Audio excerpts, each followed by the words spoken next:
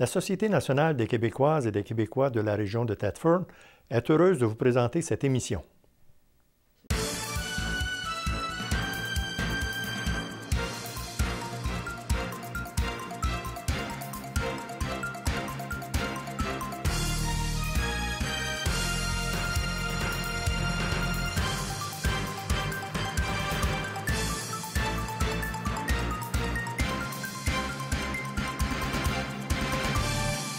Mesdames, Messieurs, bonsoir.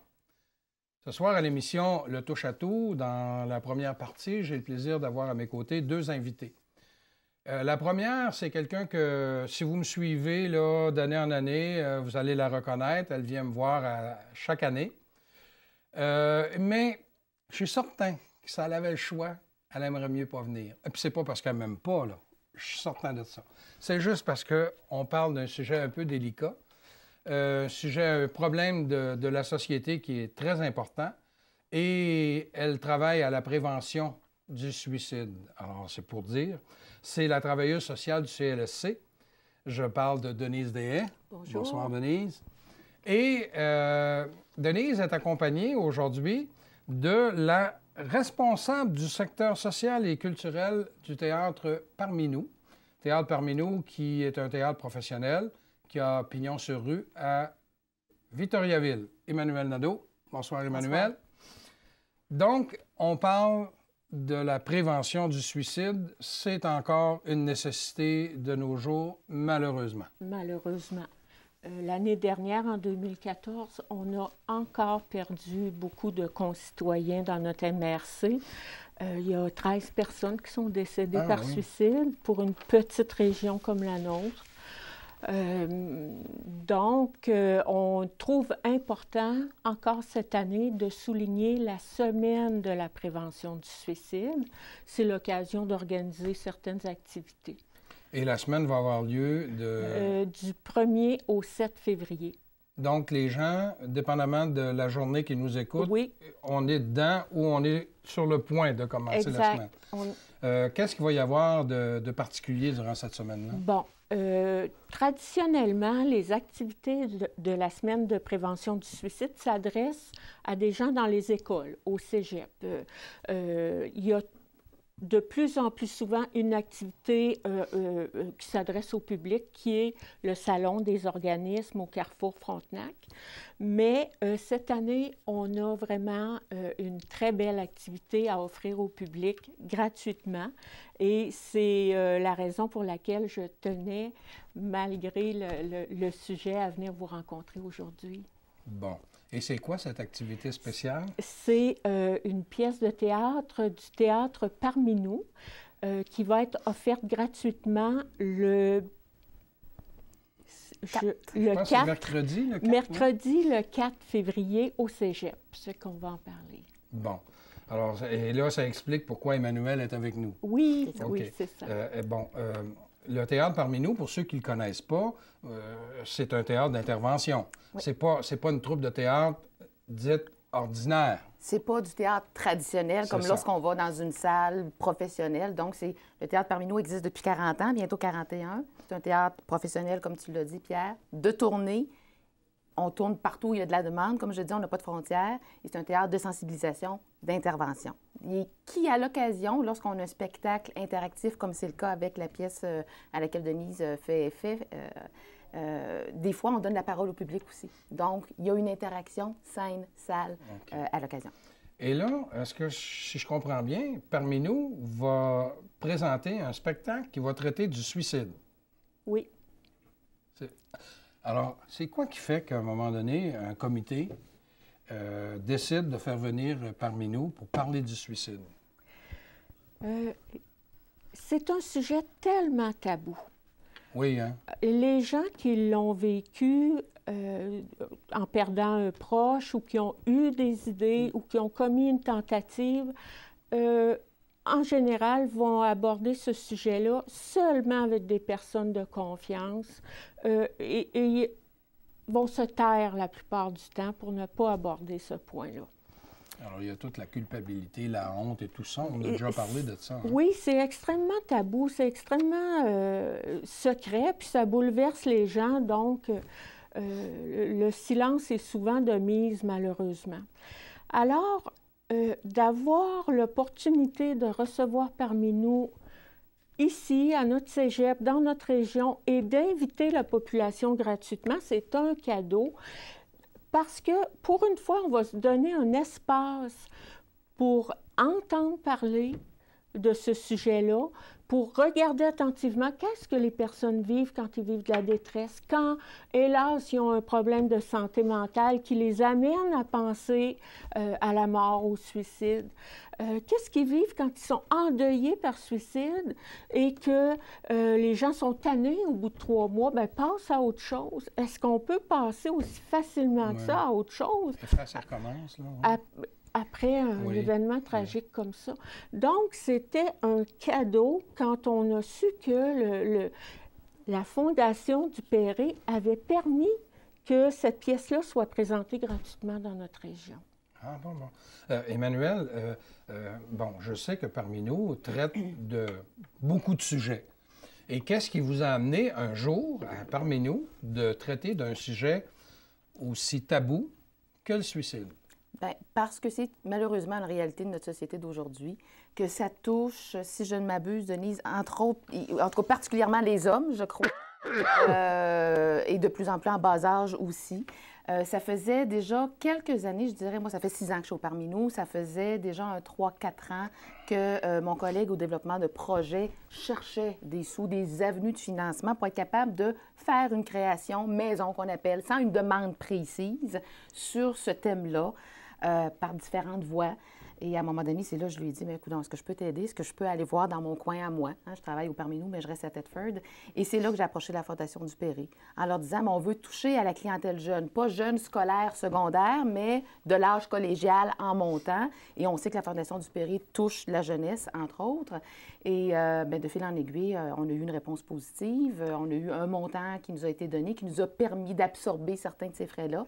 La demande était qu'on puisse faire, par exemple, une représentation ici, à Thetford. Ah, c'est ça que Denise vient de mentionner. Là, c'est ça. Et c'est pour ça que la représentation du mercredi 4 février va être gratuite. Oui. Quand on parle du cégep, est-ce qu'on parle de la salle Promutuelle? Oui. Ce qu'on appelait auparavant la salle P.A. Bonneville, la grande salle. La grande salle, la salle de spectacle du cégep. La salle de spectacle du cégep. C'est ça. Et c'est quoi le... Bon, j'ai lu là, ici « Un regard qui dérange ». Ça, c'est le titre. Oui. Mais est-ce que tu peux nous donner un aperçu de ce que les gens vont aller voir?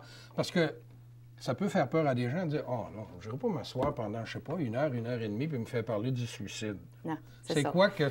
Alors, vends-la ta pièce, tu as la chance. En fait, nous, la thématique, parce que notre auteure, Hélène Desperriers, qui est aussi directrice artistique au Parmi nous, a su s'entourer quand même de personnes, d'individus, de professionnels qui travaillent, qui sont reliés au milieu de la santé mentale et de la prévention du suicide. Donc, ça n'a pas été écrit comme ça sur un bord de comptoir sans connaissance.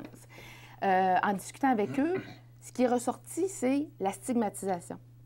Hein, la différence. Les gens qui ne sont pas pareils à nous autres parce qu'ils ont un défaut de langage, sont mis de côté et, ben voilà. Ou ridiculisés. Ou ridiculisés, abusés. Bon, hein, on pourrait s'en faire une longue liste, rejetés. Oui. Donc, on est parti de là et le thème d'un regard qui dérange, c'est l'impact de la stigmatisation et de la détresse, pas de la détresse, pardon, de la discrimination sur la détresse et le suicide. Donc, l'objectif, en fait, on ne donne pas un cours, là, mais c'est de faire comprendre, de faire prendre conscience au public, à monsieur, madame, tout le monde, que la stigmatisation puis la discrimination, ça peut entraîner et la détresse, et chez les gens qui la vivent, bien sûr, et ultimement mener au suicide.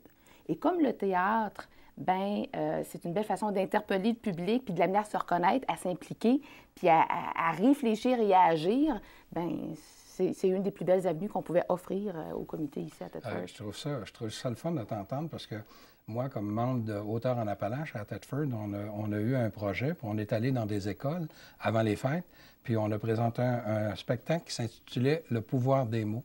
OK. C'est ça. Les mots ont un pouvoir et les jeunes qu'on a rencontrés, on leur a fait comprendre qu'il faut que tu fasses attention à ce que tu dis. Oui. Parce que des fois, ça... Puis il y a un directeur d'une école qui nous a dit, parce qu'à un moment donné, on abordait le thème de celui qui est gros, celui qui est maigre, puis tout ça. Puis le directeur de l'école, après, il nous a dit « Ah, je suis content, je vais pouvoir me servir de cet exemple-là parce qu'on a un problème à l'école d'un jeune au primaire, là, disons, qui est trop en chair, là, et qui est la risée. Et là, le jeune, là, il est en train de dépérir. Alors, c'est ça, là. C'est ça qu'on vient de dire. Le pouvoir des mots. Alors, la stigmatisation. Oui, la stigmatisation. Et c'est ça. C'est un spectacle interactif d'une durée de 60 minutes. 60 minutes. 60 minutes, 3 comédiens, 2 comédiennes, un comédien, et l'une des comédiennes, qui est l'auteur, Hélène Desperriers, va agir aussi comme meneuse de jeu, comme on dit dans notre jargon parmi nous. Quand tu parles d'interactif, qu'est-ce que tu veux dire? En fait, c'est un lien, des fois, pour ramener un sujet dont on vient de parler, puis qu'on ne peut pas parler pendant 3 heures parce que la pièce, il faut qu'elle dure 1 heure. Entre, donc, ce qui vient de se passer sur scène et le public. Mais c'est une interaction. Le public, il n'est pas obligé de parler. C'est souvent à main levée, les yeux fermés. On se lève, puis on s'assoit quand on entend une phrase qui correspond à notre réalité. Et c'est au gré des gens. Là, la personne qui ne veut pas participer... il ne sera pas stigmatisé. Hein? On s'entend bien, surtout pas. Alors, ça l'aide à passer parfois certains messages encore plus facilement si on participe, si le public se sent vraiment interpellé personnellement. Est-ce qu'on peut dire que c'est rendre en image ce que Denise, le comité véhicule depuis des années? Exactement. Oui. Parce qu'on essaie d'expliquer aux gens que on répète et on répète, consultez, demandez de l'aide, parlez-en, ouvrez votre coquille, parce qu'il n'y a rien de pire que l'isolement quand on ne va pas bien. Les préjugés, les regards réprobateurs, la honte, tout ça fait que la personne se replie encore plus sur elle-même. Et sans aide, qu'on soit un proche ou qu'on soit la personne en détresse elle-même, on a besoin d'aller vers les autres. Et surtout en prévention du suicide, on doit travailler en équipe, qu'on soit la mère d'un jeune homme dépressif ou qu'on soit un intervenant. On a toujours besoin d'être une équipe pour donner du soutien à cette personne-là et éviter qu'elle se rende au pire. Donc, quand on entend parler de stigmatisation, de honte, bien, justement, ça vient comme crever un abcès qui va permettre aux gens de dire « oui, j'ai le droit de demander de l'aide, j'ai le droit d'en parler et ça va être salutaire. » Oui, puis on faut se donner le droit, puis sans égard au fait qu'il y en a qu'est-ce qu'ils vont dire. C'est ça, c'est justement les candidatons, tout ça. C'est ça. La pièce, en fait, elle veut questionner notre regard. Notre oui. regard qu'on a sur les autres, qui pourrait nous permettre d'alléger la détresse de ces gens-là aussi. Là. Oui. Eh bien, on va rappeler que parmi nous va être à Thetford pour une représentation spéciale dans le cadre de la semaine de prévention du suicide, le mercredi 4 février. À 19h. À 19h, dans la salle de spectacle du Cégep de Thetford. Le spectacle s'intitule « Un regard qui dérange ». C'est bien ça. Et c'est gratuit. Et c'est gratuit. On n'a pas besoin de dire « Allez acheter vos billets ». Non. Vous avez juste à vous présenter. Exactement. Bien, merci beaucoup, Denise, Emmanuel. Merci. Et vous, je vous invite à demeurer des nôtres.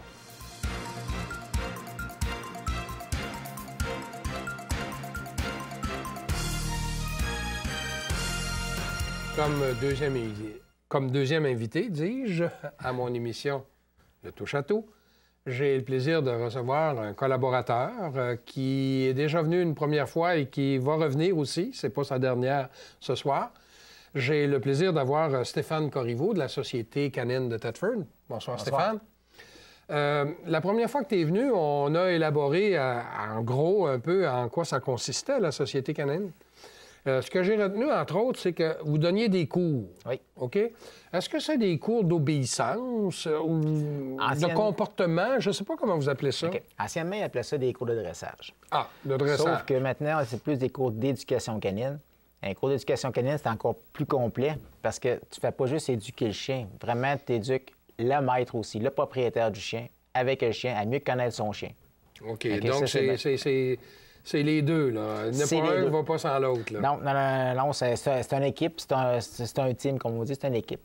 Parce qu'on apprend au maître à vraiment éduquer son chien, à connaître son chien, à vraiment déceler parce que dites-vous qu'un chien, il a des langages. Un chien, ça va parler, autant des oreilles, son langage corporel. On apprend au maître à vraiment distinguer ça, voir ça, puis à comprendre mieux son animal. Puis en même temps, bien, respecter tout le monde autour de ça. Là. Donc, c'est pour ça que vous appelez ça cours d'éducation canine. Oui. Donc, ça concerne et les deux bouts de la laisse. C'est en plein ça. Pas juste un bout. Non, les deux bouts. À Thetford, quand est-ce que vous allez donner des cours? Là?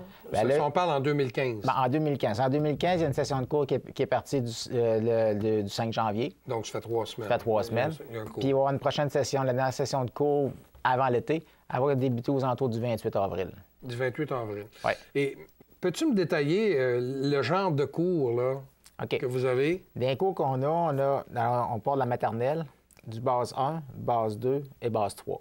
Le cours de maternelle, c'est un cours qui est fait pour les chiots de 4 mois et moins. Ah oui? Oui. Moi, j'aurais toujours pensé, tu sais, je me disais, ben là, moi, j'ai un chiot, là, puis il est fou quand on mange à balai, il écoute pas, je vais attendre qu'il vieillisse un peu. Non, c'est le temps de commencer. C'est le temps de commencer. C'est le temps de commencer parce que plus que le chien est jeune, moins qu'il y a de défauts, de mauvaises habitudes d'appris et d'acquis. Ah bon? Fait que c'est plus facile de même. Parce qu'un chien qui est plus vieux, qui a pris de très mauvaises habitudes, qui sont acquis. Parce qu'un chien va apprendre à acquérir une mauvaise habitude quand il va la faire 3 fois de suite. Après ça, il faut penser que ça va nous prendre entre 3 semaines à 3 mois à corriger cette mauvaise habitude d'entraînement. Fait que c'est pour ça que quand on commence jeune, c'est encore mieux. Ah bon. Et ça, ce cours-là s'appelle maternelle. Cours de maternelle. C'est le cas de le dire? Ouais. Maternelle, ouais. Pour les bébés chiens. Pour les bébés chiens de 4 mois et moins. On apprend à sociabiliser les chiens envers les humains. Tout ce qui s'appelle humain, c'est des escaliers, tout ce qui s'appelle l'environnement humain. Des escaliers, des jouets, des autos, tout ça. Puis on apprend aussi à sociabiliser aussi avec les enfants. Puis envers les autres chiens aussi, les autres chiens. Comme là, présentement, ce cours-là, on est appris à travailler le plan de cours là-dessus. Ensuite de ça, on a le cours de base 1. L'objectif du cours, comme je disais tantôt, c'est d'apprendre au propriétaire à mieux décoder le langage du chien, son langage corporel. Ouais, quand on voit le chien qui nous arrive et qui se dandine derrière, on se dit « Ah, il est content ». C'est en plein ça. Ben, ça n'est un, ça. Ça n'est un, c'est ça. Lui, il est facile pour tout le monde. Ouais, mais il y en a d'autres qui sont plus subtils, je pense. Plus subtils. Tu sais, des fois, la tête, elle va parler. Le port des oreilles va parler aussi. La manière que le chien va se poster. La manière aussi que le chien va allaiter. Tu sais, comment il va respirer. Tout ça, ça va toujours parler. Fait que c'est d'observer ça. Puis le chien, lui, nous parle tout le temps. Il va t'observer, il va t'engarder. S'il y a de quoi qui se passe dans son environnement qui est pas trop bien, mais il peut nous engarder de ça. Sauf, fait qu'on va travailler là-dessus aussi. On va apprendre au maître la base de tout ça. Ça, c'est la base 1. La base 1. Puis aussi, dans ce cours-là, on apprend un commandement de base aussi du chien. La marche, l'assis, le coucher. Ça, c'est bien important. Par le renforcement positif. Ah bon. Ça veut dire par la stimulation, par le jeu, l'attitude du maître, l'attitude positive du maître, puis le plaisir d'apprendre à son chien. Ça, c'est bien important. Ah oui. Parce que dans le cours... Faut que ça devienne un jeu. C'est un jeu, puis on a du plaisir aussi à entraîner un chien. Puis aussi, à chaque cours, il y a une période de questions. Parce que moi, je ne peux pas aller... Il y a certains problèmes comportementaux que le chien peut avoir à la maison.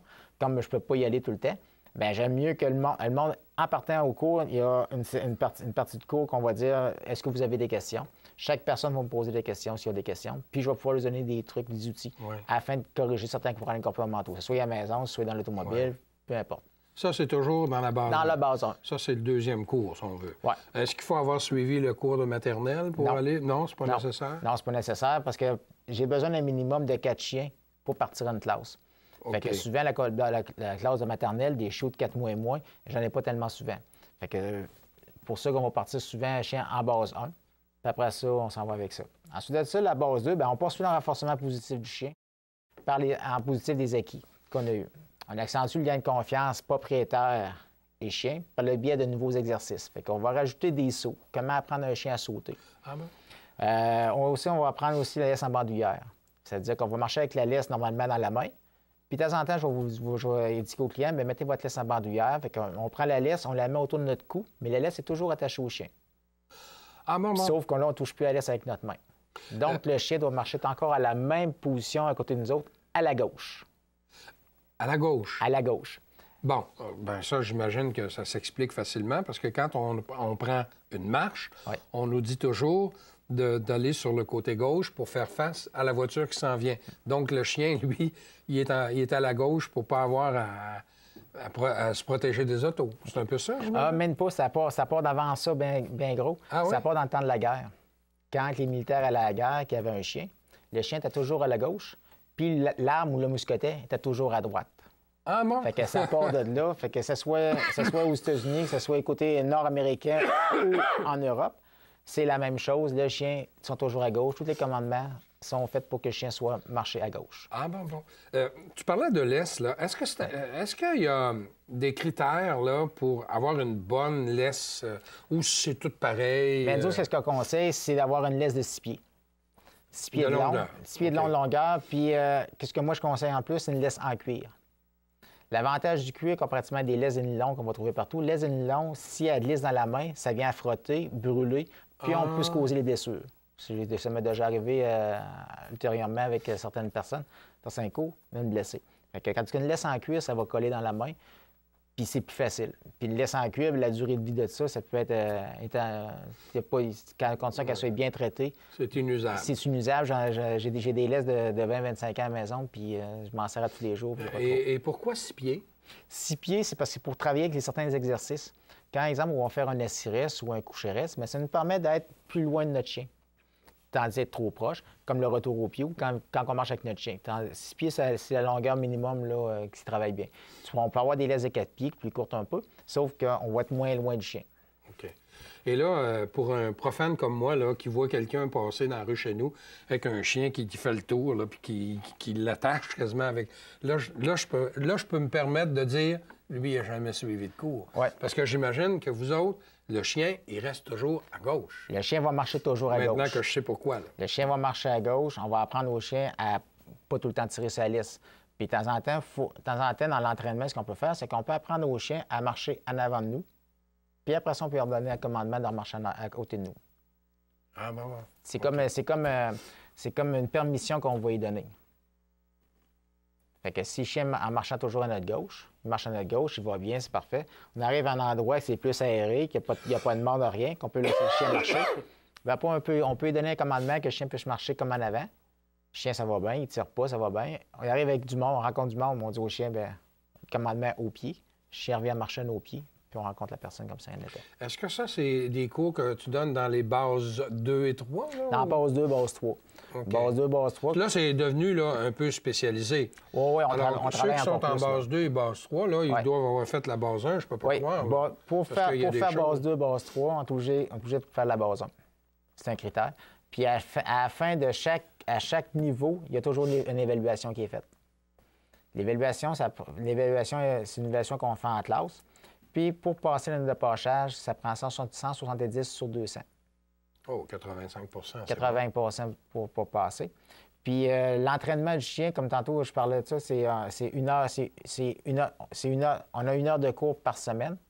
C'est 8 semaines de cours. Puis c'est 100 $ pour les 8 semaines. Ah oui? Mais après ça, chaque personne, ils ont, comme on dit, des travaux, un devoir à faire à la maison. Puis ça prend en moyenne entre 5 à 10 minutes par jour d'entraînement. Pas plus? Pas plus que ça. Quand on travaille notre chien, quand on entraîne notre chien, on a du plaisir avec, on va toujours terminer par un exercice bien fait. Ça veut dire que quand, par exemple, je prends mon chien, par exemple, à s'asseoir, et il faut que je me batte avec pour lui montrer à s'asseoir, je ne vais pas terminer mon exercice là. Ah oui, OK. Quand je vais dire Fido assis, il s'assit correctement, là, je le félicite, là, je l'encourage, là, je le stimule, là, je peux terminer mon exercice de la journée. OK. Ah, tu parlais du positif, alors oui, c'est ça? Tout le temps. Il faut être positif avec le chien. Le chien, lui, qu'est-ce qu'il veut, c'est de nous faire plaisir. On dit que le chien, c'est le meilleur ami de l'homme. Ça semblait ça. Puis il veut nous faire plaisir en tout temps. Fait que quand on l'entraîne de même de façon positive, par le jeu, par le bien de notre positivisme qu'on a nous autres mêmes, bien, le chien, lui, qu'est-ce qu'il veut nous faire? C'est de nous faire plaisir. Oui. Il reste pas beaucoup de temps à l'émission, mais tout ça, là, je t'entends parler des différents cours, mais moi, si j'ai pas de chien, comme c'est le cas, là, mais j'en voulais un, est-ce que je peux te rencontrer ou rencontrer des membres de la Société canine puis dire quelle sorte de chien que vous pourriez me suggérer par rapport, je sais pas, à mes goûts, mes intérêts, mon caractère? Est-ce que ça se fait, ça? Oui, ça va se faire. Ce que nous autres, on va vous conseiller, c'est exemple, vous prendre l'exemple 10 races de chiens que vous aimeriez peut-être avoir. Okay. De ces 10 races-là, c'est de lire les standards, de lire le chien. C'est quoi le chien? C'est un chien qui demande beaucoup d'énergie, beaucoup d'exercice, c'est ci, ça. C'est un chien qui demande beaucoup d'entretien, de brossage, tout ça. De ces 10-là, vous allez en choisir 5. que vous dites, OK, correct, ces 5 chiens-là... On fait l'élimination. Fait l'élimination pour prendre ces 5 chiens-là. Rendu à ces 5 chiens-là, là, on pourrait très bien vous rencontrer, discuter avec vous, pour voir, avec ces 5 chiens-là, pour plus vous analyser, pour vous aider à ça, pour avoir le bon choix d'un chien. Donc, ça dépend de plusieurs facteurs. Ouais. Juste avant le début de l'émission, tu me disais, bien, s'il y a quelqu'un qui reste au 4e étage d'un bloc appartement, puis qui veut avoir un Saint-Bernard, puis c'est gros, ça, là, bien, ça va dépendre de beaucoup de critères avant qu'on dise oui. Là. Oh, oui, beaucoup de critères, parce que si la personne a dit, bien, moi, mon chien, il va vivre avec moi dans l'appartement, puis le chien ne sortira pas, puis la personne n'avait pas donné l'exercice, bien, on ne le conseillerait pas ça. Mais si la personne arrive et elle me dit, bien, moi, pour le matin, je me lève très tôt, je vais faire 2 heures de marche, je reviens dîner, je repars à 2 heures de marche dans l'après-midi, bien là, ce facteur-là, ça peut être atténué, on peut... Parce que le chien, lui, de toute façon, il a de l'énergie à dépenser, puis il va la dépenser d'une façon ou d'une autre, si j'ai bien compris. C'est en plein ça, oui. Il peut dépenser à Japon, en brisant. Il peut se trouver de quoi mâchouiller, il va gruger, il va dépenser son énergie de même. Tandis que si ça passe d'un bon côté l'énergie, ça va bien. OK. Alors, en terminant, Stéphane, rappelle-moi le numéro de téléphone de la Société canine, s'il y a des gens qui nous écoutent et qui seraient intéressés à en savoir plus ou à s'inscrire pour, tu me dis, pour le mois d'avril. Hein? Oui, pour le mois d'avril. C'était au 819. 819? Oui, 819, c'est le téléphone, c'est mon téléphone personnel à la maison. 819-261. 261. 0529. 0529. Je suis certain que Luc va se faire un plaisir de le mettre. Puis vous pouvez aussi aller sur le Facebook de la Société canine. OK. Alors, 819-261-0529. Bien, merci beaucoup, Stéphane. Bien, merci. Et vous, je vous invite à nous revenir la semaine prochaine.